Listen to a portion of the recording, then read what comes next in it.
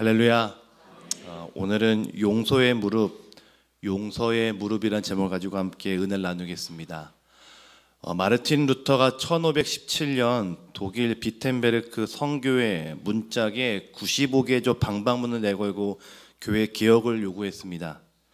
그때 첫 번째 내용이 우리의 주님이시며 참 선생이신 그리스도께서 회개하라 말씀하셨는데 이는 신자들의 전생애가 참회가 되어야 한다는 것을 의미한다 라는 문구로 시작했습니다. 신앙을 가진 사람이라면 평생 회개하는 삶을 살아야 된다라는 내용일 것입니다. 근데 마치 이 내용은 평생 회개를 할 거니까 항상 조심히 살아야 된다라고 하는 말로 생각할 수 있습니다만 사실 그 속뜻은 그렇지 않습니다. 우리의 죄값을 대신 받아주셨던 예수님께 집중하며 살아야 된다고 하는 그런 내용을 담고 있습니다. 요한일서 2장 1절은 이렇게 얘기합니다. 나의 자녀들아 내가 이것을 너희에게 쓰면 너희로 죄를 범하지 않게 하려 함이라. 만일 누가 죄를 범하여도 아버지 앞에서 우리에게 대언자가 있으니 곧 의로우신 예수 그리스도이시라. 예수로 인해 구원받은 우리 역시 죽으면 하나님 심판대 앞에 서게 됩니다. 그러니까 예수를 믿는다고 해서 천국문을 그냥 프리패스하지 않는다는 얘기겠지요. 살면서 모든 지은 죄들을 하나님 앞에서 다 점검받습니다. 우리의 모든 죄가 다 낱낱이 공개되는 순간일 것입니다. 하지만 우리 옆에 예수 그리스도가 계십니다. 내가 받을 죄값을 다 지불받았기에 우리는 염소의 길, 왼쪽 길, 멸망의 문이 아니라 양의 길, 천국의 길, 오른편의 길로 들어가게 됩니다. 이것을 믿기에 우리는 이 땅에 살면서 예수께 집중하며 또 예수를 머리 삼아 살아가게 되는 것입니다. 그리고 그런 관계를 성경은 화평이라고 이야기합니다. 마태복음 5장 8절입니다. 화평하게 하는 자는 복이 있나니 그들이 하나님의 아들이라 일컬음을 받을 것이라. 화평하게 하는 자, 그는 바로 하나님의 아들이라고 성경은 이야기합니다. 자, 그렇다면 우리는 하나님만 바라보고 살면 됩니다. 하나님만 쫓으며 살면 됩니다. 그런데 여기에서 우리가 아멘하면 안 되는 것입니다. 기독교의 복음은 하나님만 바라본다라고 해서 천국만 바라보는 삶이 아니기 때문에 그렇습니다. 천정근 씨가 쓴 고뇌가 없다는 것이라는 책을 보면 저자가 한 찬양 집회를 참석했던 이야기를 하고 있습니다. 2시간 동안 열심히 찬양을 불렀습니다. 모두 하나님을 찬양하는 내용들입니다. 예배 중간중간마다 기도가 터져나오고 또 많은 사람들이 눈물을 흘리면서 감동을 받았습니다. 참 은혜로운 시간이었습니다. 그런데 저자가 끝나고 나서 한 가지의 질문을 되묻습니다. 2시간 하나님 찬양한 다음에 그 다음은 무엇일까? 그 다음. 기독교의 본질은 신앙의 대상이 하나님이지만 동시에 인간과의 실존을 고민해야 되는데 이것이 빠진 것은 아닐까라고 하는 질문을 던져보았습니다. 책을 읽으면서 참 많이 공감을 했습니다. 자, 그래서 우리는 어떻게 살아야 되는데 하나님의 명령에 대한 결정과 또 결단이 있어야 되는데 그럼 어떻게 살아야 되는데 라고 하는 물음표가 머릿속에 있었습니다. 비록 그 물음표가 그 답변이 우리를 부담스럽게 한다 할지라도 우리에게는 그 물음표의 답인 답이 있어야 된다는 것입니다. 우리는 하나님을 사랑할까요? 그렇다면 성경에서 말하는 그 사랑은 무엇일까요? 사도 바울은 하나님 사랑을 이렇게 정의합니다. 갈라디아서 5장 14절입니다. 온 율법은 내 이웃 사랑하기를 내 자신같이 하라 하신 한 말씀에서 이루어졌나니. 온 율법, 즉 구약에서부터 선포된 하나님 말씀은 이웃 사랑으로 완성해질 수 있다라고 사도 바울은 정의합니다. 즉 하나님에 대한 사랑을 어떻게 증명할 수 있는가? 그것은 바로 이웃 사랑으로 우리가 증명할 수 있다라는 것이겠죠. 즉 하나님에 대한 사랑은 인간을 향한 사랑, 상대방을 향한 사랑으로 완성된다는 것입니다. 그러니 사랑은 말은 쉽지 참 어려운 것 같습니다. 누군가를 사랑한다라는 것은 사실 쉽지 않습니다. 그 중에 가장 어려운 것이 있다면 바로 용서일 것입니다. 나에게 피해를 주고 나에게 아픔을 준 사람에 대해서 용서한다, 받아들인다, 용납한다, 말은 쉽습니다. 근데 정말 쉬운 일이 아니겠죠. 누군가에게 용서를 구할 때 가장 큰 걸림돌이 있다면 바로 우리의 자존심입니다. 참 자존심 상하는 일이겠죠. 저 사람 앞에서 미안하다, 죄송하다 말하는 것이 쉽지 않습니다. 또 게다가 고개까지 조아려야 합니다. 반대로 아무런 보상 없이 나에게 상처를 준 사람을 용서한다? 그것 또한 내 자존심이 허락하지 않습니다. 그래서 용서받는 것도, 용서를 주는 것도 상당히 어려운 것이죠. 오늘 본문은 용서에 관한 이야기입니다. 하는 것도 받는 것도 어려운 이 용서에 대해서 예수님은 어떤 말씀으로 우리를 깨우고 계실까요? 함께 말씀을 통해 은혜 나누고 같이 기도해보는 그런 시간 되시기를 주님의 이름으로 축원합니다. 첫 번째입니다. 생명이 먼저입니다. 생명이 먼저입니다. 밤에 기도를 하시고 내려오셔서 아침이 되자 주님은 다시 사람들을 가르치시기 위해서 밖으로 나오십니다. 그때 서기관들과 바리새인들이 음행하다 걸린 여자 한 명을 데리고 옵니다. 음행이라 하면 남녀 간의 부적절한 행동을 한 것을 말합니다. 율법을 보니까요, 레위기 20장 10절을 보니까 돌로 쳐 죽여라 라고 말합니다. 그래서 예수님께 이렇게 묻습니다. 예수님, 율법을 보면 돌로 쳐 죽이라고 했는데 선생님은 과연 어떻게 하실 것입니까? 라고 묻습니다. 많은 사람들 앞에서 이 사람이 부정한 여자입니다, 낙인 찍히는 것도 참 수치스러운데 게다가 이 여자를 돌로 쳐 죽여야 된다라고 말합니다. 옆에 있던 이 여자 얼마나 무섭고 또 얼마나 수치스러울까요? 여러분 혹시 돌에 맞아보신 경험이 있으십니까? 전 중학교 때 한번 맞아본 적이 있습니다. 수련회 갔다가요, 교회 형들 잘못 던진 돌에 맞아봤는데요, 진짜 아픕니다. 정말 살인의 충동을 느낄 정도입니다. 그때 돌멩이 크기가 한 손가락 한 마디 정도밖에 되지 않은 작은 돌이었습니다. 근데 진짜 아프더군요. 그런데 작은 돌도 아니라요, 큰 돌로 사람이 죽을 때까지 때린답니다. 두려움, 모멸감, 수치심, 거기다 이제 불안까지. 여잔 지금 살아있지만 이미 죽은 것이나 진비없습니다. 서기관들과 바리새인들, 이 둘을 합하면 율법을 믿는 사람들, 구약의 사람들입니다. 율법은 구약을 믿는 사람들의 기준이자 법입니다.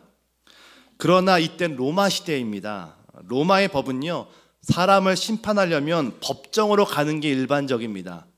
근데 이 사람들은 종교인이죠. 종교인들에게는 재판권이 없습니다. 재판권이 없는 사람들이 재판을 하겠다고 지금 예수님을 찾아옵니다. 무슨 말일까요? 예수님을 함정으로 몰아넣으려고 하는 술수입니다. 사람을 죽여야 된다라고 하면 로마법을 어기는 거고요, 사람을 살려야 된다라고 하면 율법을 어기는 겁니다. 구약의 율법사들 참 나쁜 사람들 아닙니까? 옆에서 두려워하는 여자는 별 관심도 없습니다. 단지 자기들이 믿는 법을 지키는 것이 목적이고 저 사람을 올무에 빠뜨리는 것이 또 다른 목적입니다. 그래서 내가 저 사람보다 낫다, 내가 더 위대하다, 내가 더 열심히 말씀 지킨다라는 것을 은연중에 자랑하고 싶은 것이 이 사람들의 목적이었지, 죽어가는, 아파하는 사람은 별 관심도 없었습니다. 여러분, 성경을요, 압축기로 쫙 압축을 하면 한 단어가 나옵니다. 어떤 단어일까요? 바로 사랑입니다. 하나님의 사랑, 예수 그리스도의 십자가 사랑. 그렇다면 왜 하나님, 예수 그리스도는 우리를 사랑하실까요? 우리가 생명이기 때문에 그렇습니다. 생명이라 함은 살려내는 것입니다. 우리를 살려내기 위해서 예수께서 죽으셨고, 우리를 살려내기 위해서 예수님은 우리를 용서하십니다. 우리의 죄값이 당신의 목적과 당신의 율법과 당신의 더 신성함을 드러내고 싶은 것이 목적이 아니라 그분의 유일한 목적은 우리를 살려내시기 위해서 죽으시고 용서하시는 것이죠. 오늘 본문의 여인도 마찬가지입니다. 예수께서는 율법이 옳으냐, 로마법이 옳으냐 별 관심이 없으셨습니다. 지금 이 여자가 죽느냐 사느냐가 가장 중요하셨습니다. 예수님의 기준은 생명이기 때문에 그렇습니다. 넬슨 만델라 대통령이 27년간 억울하게 감옥에 갇혀 있다가 출소한 다음에 대통령이 되었습니다. 그리고 자신의 취임식 날 자신을 담당했던 간수를 취임식 연단에 초청합니다. 억울하게 탄압받던 사람들이 권력을 가지면 또 복수하는 일들이 반복되니까요. 이 복수의 악순환을 끊기 위해서 자기를 탄압했던 그 간수를 단상에 올립니다. 감옥에 있으면 왜 억울한 일이 없겠습니까? 핍박도 많겠죠. 굴욕도 많을 것입니다. 자존심이 허락하지 않지만 생명이기에 이 넬슨 만델라는 그를 용서합니다. 그의 기준도 생명이었습니다. 다른 사람들에게 피해를 받으면 아무리 예수를 믿어도 가만두고 싶지 않습니다. 이 불쑥불쑥 뭐가 올라오더라고요. 그 사람의 이름만 들어도, 그 사람의 얼굴만 봐도 용서해야지라고 생각하지만 뭔가 불쑥 올라오는 내 안에 쓴뿌리가 있습니다. 그게 참 힘들게 하더라고요. 그래도 용서라고 하는 단어가 떠오를 수 있는 이유는 내가 용서함으로 그를 살릴 수 있기 때문에 그렇습니다. 또 내가 용서했을 때 내가 살 수 있기 때문에 그렇죠. 예수를 믿는 사람의 기준은 다른 것이 아닙니다. 바로 생명입니다.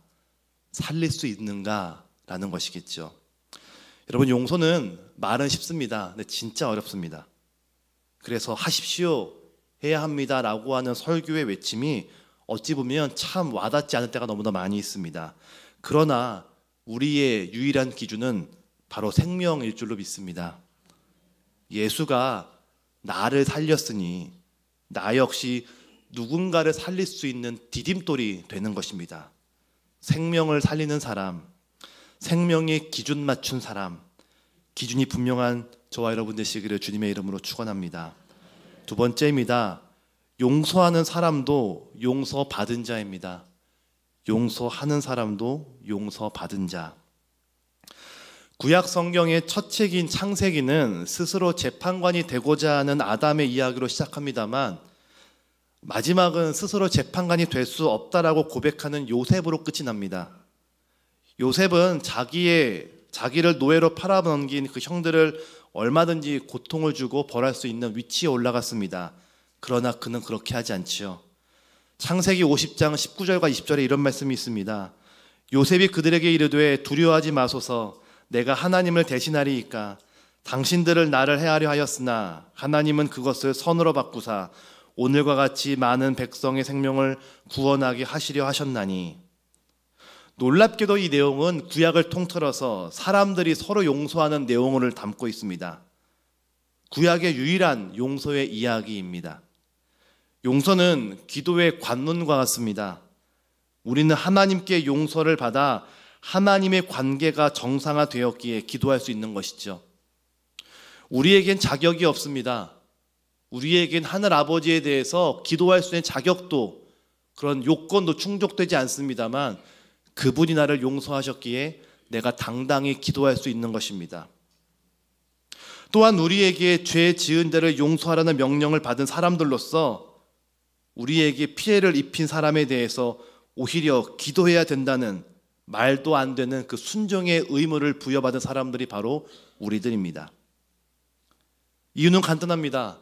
내가 용서를 먼저 받은 사람이기 때문에 그렇습니다. 김요한 목사의 지렁이의 기도라는 책을 보면요, 이런 말이 나옵니다. 사실상 이 세상에는 전적인 가해자와 피해자는 존재하지 않는다. 우리는 누군가에게는 피해자이지만 또 누군가에게는 가해자이다. 다만 우리는 자신이 피해자라는 사실은 또렷이 기억하되 가해자라는 사실은 무감각하게 살아갈 뿐이다. 그래서 우리는 누군가를 용서할 뿐 아니라 누군가에게는 용서받아야 한다. 이것이 우리의 기도에 용서가 빠져서는 안 될 이유이다. 맞는 말 아닐까요? 우린 받은 상처는 잘 기억하고 있습니다.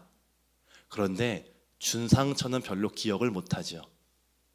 그랬기에 우리는 용서를 하는 자도 또 용서를 받는 자도 되어야 된다는 것입니다. 본문을 보면 부정한 여인을 죽이겠다고 둘러싸여 있는 사람을 향해서 예수님이 7절에 이렇게 말씀하십니다. 7절입니다. 그들이 묻기를 맞이 아니하시는지라 이에 일어나 이르시되 너희 중에 죄 없는 자가 먼저 돌로 치라 하시고. 죄가 없느냐? 없는 자만 돌로 치라. 그러니까 아무도 그 자리에 남아있지 않았다라고 성경은 고백합니다. 주기도문을 보면은 우리가 우리에게 죄 지은 자를 사하여 주는 것 같이 우리의 죄를 사하여 주옵시고 라고 하는 구절이 나옵니다. 순서를 보면은 내가 누군가의 잘못을 용서해 준 것이 먼저고 하나님이 나의 죄를 용서하는 것을 나중으로 순서가 배열되어 있습니다. 내가 남을 용서했으니 나 역시 하나님 용서해 주세요 라는 것입니다. 이게 무슨 말인가 하면 내가 남을 용서한 것이 정말 큰 것처럼 보이지만 그게 아니라 하나님이 나 같은 사람을 용서해 준 것이 더 어마어마한 것이다 라고 하는 예수님의 고백을 느낄 수 있었습니다. 우리는 예수님 때문에 내가 한번 용서해 줄게 라고 당당히 얘기하겠지만 천만의 말씀이라는 거죠. 내가 용서받은 게 더 큰 은혜라는 것입니다. 용서하는 자는 이미 용서를 받은 자이기에 용서할 수 있습니다. 내가 용서받았다는 것을 알면 우린 그때부터 받은 은혜가 크기에, 받은 감격이 크기에 다른 사람들을 용납하고 받아들일 수 있다는 것입니다. 용서 말은 쉽지만 참 어렵습니다. 그러기에 더욱더 하나님의 은혜를 바라봐야 될 줄 믿습니다. 마지막 세 번째입니다. 수치가 드러나는 것도 축복입니다. 수치가 드러나는 것도 축복입니다. 예수를 믿다 보면 신앙이 메말라 갈 때가 참 많이 있습니다. 찬양을 해도 기도를 해도 별 감동도 느낌도 없습니다. 왜 그럴까요? 아무리 봐도 나는 꽤 괜찮은 사람인 것처럼 보이기 때문에 그렇습니다. 여러분, 은혜가 언제 임할까요? 십자가 앞에 매일 나를 비춰볼 때 은혜가 임합니다. 예수를 위해 산다고 했지만 나를 위해 살고 있고 예수와 함께 일한다라고 고백했지만 사실 속 깊은 곳으로 들여다보면 내 이름 석자를 알리고 싶을 때가 얼마나 많이 있던지요. 이걸 깨달았을 때 참 내가 죄인이구나, 나 참 별 수 없구나, 내가 예수 믿는 지 몇십 년 되어도 내 믿음이 가문이 몇 대째 되어도 나 참 별거 아니구나라는 것을 알 수 있습니다. 바로 십자가 앞에 나를 비춰볼 때 가능합니다. 일반적으로 믿음이 좋다라는 사람들은 어떤 사람들일까요? 예배를 안 빠집니다. 헌신 잘합니다. 11조 빼먹지 않죠. 때마다 금식하고요. 말씀도 줄줄 암송합니다. 이런 사람, 믿음 좋은 사람이겠지요. 그런데 성경은 이런 사람들을 바리새인이라고 부릅니다. 예수님은 더 심하게 독사의 자식이라고까지 부르십니다. 이유가 뭘까요? 자기의 연약함을 내 행위로 위장했기 때문에 그렇습니다. 내 겉모습으로 내 속에 연한 살, 내 속에 그 시커먼 것들을 위장하고 살았기에 예수님은 그 사람을 이끌어서 위선자, 교만자라고 부르십니다. 사람마다 부족함이 있습니다. 말씀대로 살고 싶지만 살지 못하는 연약함이 있습니다. 예수만 드러내고 싶지만 내가 드러나기를 바라는 연약함과 부족함이 있습니다. 이걸 알면 수치스럽습니다. 이게 알려지면 자존심이 무너집니다. 그런데 그게 드러날 때 내가 죄인인 것이 여실히 증명됩니다. 그래야 예수의 죽음과 예수의 부활이 나에게 의미가 있는 것입니다. 예수님이 십자가에 달리셨을 때 로마 병정들은 예수님의 속옷까지 다 찢어버립니다. 은밀한 부위까지 모든 사람들 앞에서 여실히 공개됩니다. 육체의 고통뿐 아니라 수치, 정신적 고통까지 당하십니다. 예수님도 수치를 당하십니다. 그래서 우린 적어도 주님 앞에서는 감출 것이 없어야 됩니다. 매일마다 나를 십자가에 비춰봐야 한다는 것이지요. 예수께서 죄 없는 사람만 쳐라 라고 했을 때 거기 모였던 모든 사람들은 다 돌을 내려놓고 집으로 돌아갑니다. 자기들도 생각했던 그 죄들이 있습니다. 남들은 전혀 알지 못하는 꽁꽁 숨겨둔 내 안에 그 완악한 마음들이 있습니다. 완악한 생각들이 있습니다. 대신 걸리지 않았을 뿐이죠. 이 여자는 걸린 여자입니다. 걸렸기에 지금 수치와 모멸감을 당할 뿐입니다. 하지만 거기 모였던 모든 사람들도 역시 그런 부정한 죄가 있었습니다. 대신 걸리지 않았을 뿐입니다. 우리도 마찬가지입니다. 누구 탓할 필요가 없습니다. 안 걸렸을 뿐이죠. 하지만 하나님은 아십니다. 그러나 하나님 앞에서 내 수치가 드러났을 때 우린 그제서부터 하나님 앞에 진심으로 용서를 구할 수 있습니다.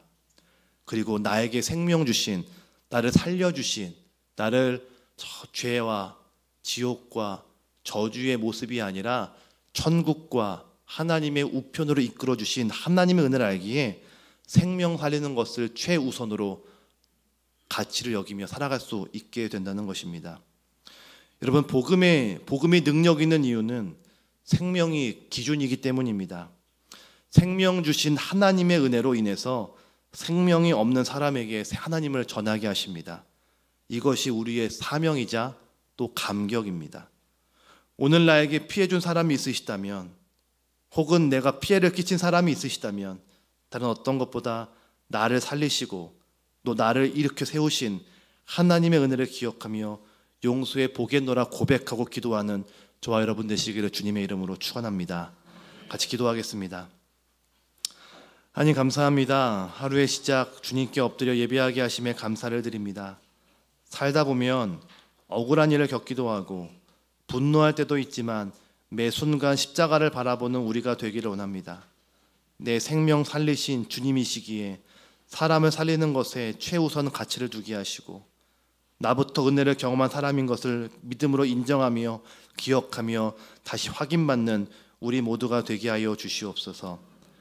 예물 가지고 나온 손길들이 있습니다. 축복하여 주시고 오늘 기도할 때 하늘의 문을 활짝 열어주셔서 기도의 고백이 단순히 입술의 고백으로 끝나지 않게 하시고 머리로서 생각하고 가슴에 울림이 있는 거룩의 시간, 경건의 자리가 될 수 있도록 주님 함께하여 주시옵소서. 감사드리고 예수님 이름으로 기도드립니다. 아멘.